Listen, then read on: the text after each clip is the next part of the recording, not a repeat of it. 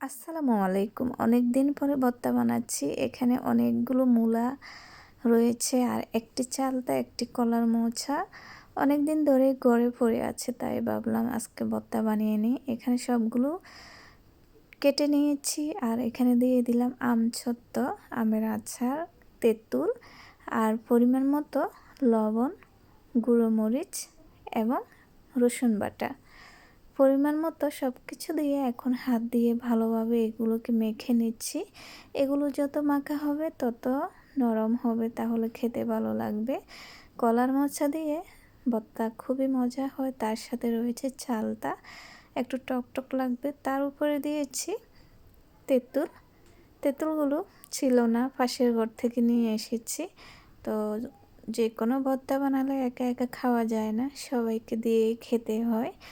তো এখন সবাই মিলে খেতে বসেছি। ভর্তাটা এত মজা হয়েছে, টক ঝাল খুবই ভালো লেগেছে, অসাধারণ।